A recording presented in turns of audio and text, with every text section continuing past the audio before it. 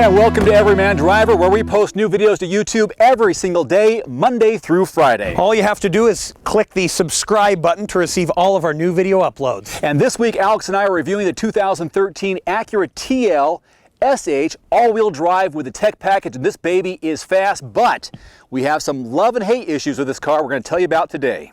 We sure do, Dave. As always, we'll take you under the hood to let you know about this bad boy's engine and transmission. We are dealing with a 6-speed manual, folks.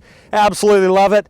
Dave will let you know what he thinks about the car's ride and handling, and finally, we'll let you know ultimately if we'd buy the car with our Everyman Driver ownership scale. It's going to be a fantastic episode. Thanks so much for watching. Everyman Driver starts now.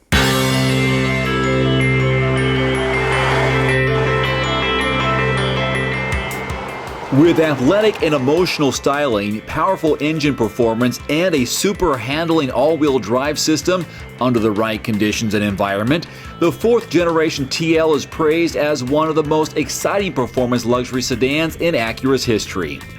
In 2009, Acura completely redesigned this vehicle from the ground up, and the engineers are still making minor adjustments. For example, the 2013 TL's refined look includes a front bumper with improved aerodynamics, a stylish grille, sleek headlights and turn signals, and a short front overhang. At the rear, the bumper incorporates small rear reflectors, while a thin rear trunk edge trim and angular taillight design combine for a sophisticated modern look. Also adding to the exterior looks are 17 and 18-inch aluminum wheels. The TL comes in both front-wheel and all-wheel drive. Under the hood, the new TL has a horizontally mounted V6 that produces 305 horsepower with 273 foot-pounds of torque. I absolutely love that you can really see this engine. So many new cars today put a big shroud of plastic over it and never let you see all those ponies underneath. I will say, though, this is actually a fairly rudimentary engine and doesn't use many of the fuel-saving techniques employed by newer engines. You couldn't be more right, Alex. In fact, this is rated at 17 miles per gallon in the city and 25 on the highway. I'm kind of embarrassed to say that what I've been getting in mixed driving is in the teens, so on the lower end of that. I'm surprised because not only do you have a really fuel-efficient, well, I would think a fuel-efficient engine because it's a manual transmission, but it doesn't really equate to that when it comes to MPGs. Yeah, I spent a lot of time in a BMW 535 with an automatic transmission, which has very similar power and torque numbers to this, and it gets significantly better gas mileage. So both of us, I think we're giving it a thumbs down when it comes to fuel economy.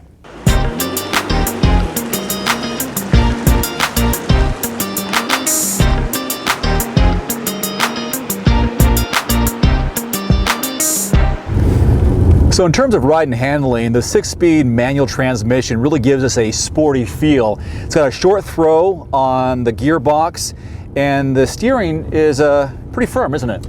Yeah, I absolutely love that Acura gave you the option of getting the 6-speed manual.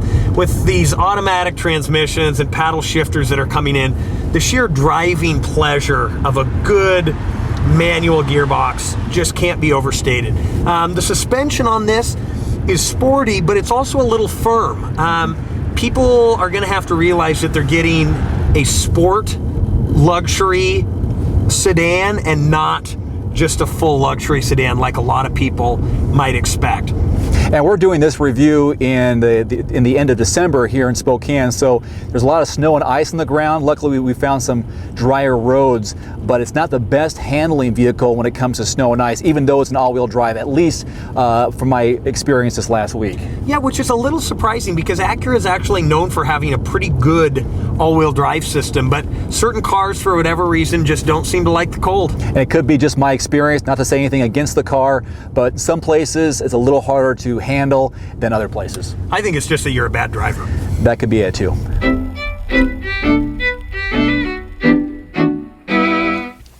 Interior and styling on the Acura is one area where they really fall short. There's nothing wrong with it. The tech package includes more bolstered sport seats and premium leather interior, but the whole dash here is just way too busy.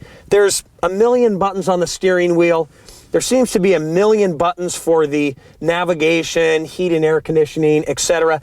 I don't know if it's busier than the RDX that Dave and I have tested previously, but it sure feels that way. it's like Acura was trying a little too hard. And it does still have that import feel as opposed to a pure German luxury feel. But I do absolutely like essentially the center instrument panel right here in front of you. 2 big dials with 2 side dials on it. Up front here, 2 adults can sit very comfortably, but the back seat is a different story.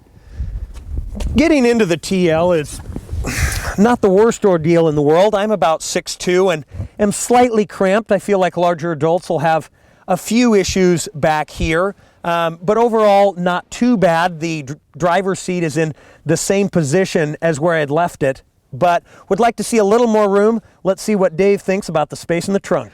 I am pleasantly surprised with how much trunk space the TL has.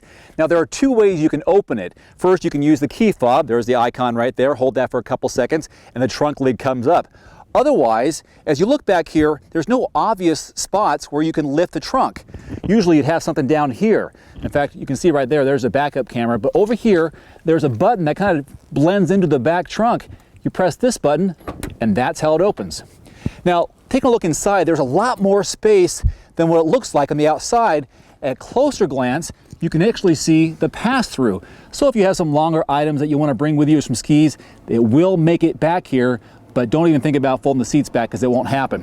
One more positive and utility feature in the trunk of the TL is a built-in flat kit and spare tire, which you can't really see on the surface, but here is where you lift this up and you can see your jack and some of your tools, and underneath here is where they keep the spare tire. So a lot more than what you bargained for in the back trunk of the TL. Our tester also comes with a technology package standard, which features such items as a navigation system with voice recognition, rear view camera, real-time traffic and weather, plus keyless access system with smart entry and push button ignition. So the MSRP on the 2013 Acura TL is just under 43 grand at 42.8. Before we say goodbye, Alex, what is your take on the Everyman ownership scale of 0 to 72 months? I'm going to give this car about 36 out of 72 months, Dave. I like that Acura tried something different with the external styling, but I feel like they missed personally. Also, the whole interior is a little too cluttered, but I can't say this enough times, I've got to commend Acura on putting a proper 6-speed transmission paired with this big engine. I like the 6-speed manual transmission as well. I like the styling inside and out, but like you, not a big fan of this cluttered instrument panel inside. Too much confusion, too many options, and it really distracts from the driving experience in my opinion. But I do give it 48 months because I really do like this car. Not the best for winter, even though it's an all-wheel drive, but still a fun car to drive. Yeah. That'll wrap it up for this episode of Everyman Driver. I'm Alex LaFreeze. And I'm Dave Erickson. Thanks so much for watching. We'll see you next time.